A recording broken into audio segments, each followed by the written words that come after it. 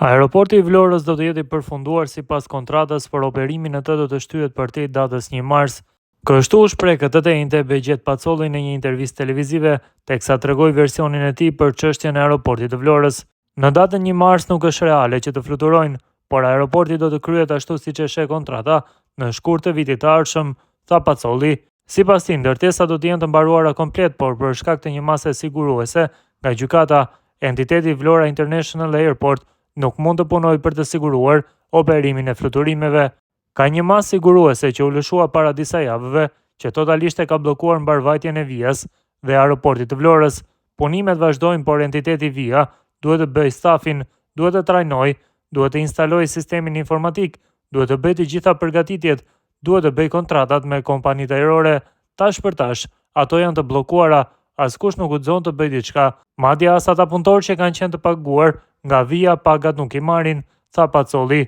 Ai theksoi më tej se nuk e kupton se si gjykata në Shqipëri e ka caktuar një masë të tillë siguruese.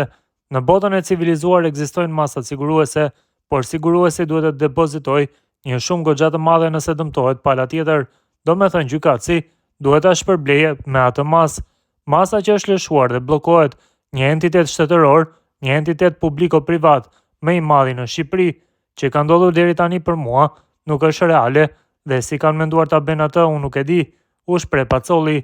Më tej, biznesmeni nga Kosova tha se nuk e di se sa do të zgjas kjo situatë, por theksoi se sa më shumë të zgjatet masa siguruese, aq do i shtyjë mundësinë për hapjen e aeroportit. Kujtojmë se më 31 tetor 2025 për afro 4 orë biznesmeni Begjet Pacolli u mor në pyetje në prokurorinë e Tiranës lidhur me konfliktin e lindur mes tij dhe ortakut të tij Valon Ademi për koncesionin e aeroportit të Vlorës.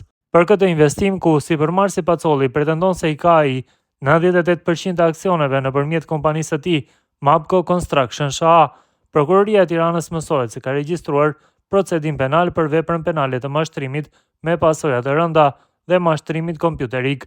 Ky procedim penal është regjistruar mbi bazën e dy kallëzimeve, si nga ana e Pacollit, ashtu edhe nga Ademi, i cili pretendon se zotëron ai 49% të aksioneve përmes kompanisë 2A Group.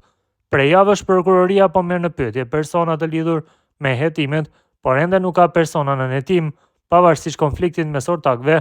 Pacolli tha se mosmarrëveshjet nuk do ta pengojnë përfundimin e aeroportit. Sa kaq mosmarrëveshjet mes dy ortakëve kanë çuar në pezullimin e aktivitetit të shoqërisë Vlora International Airport nga gjykata e Tiranës.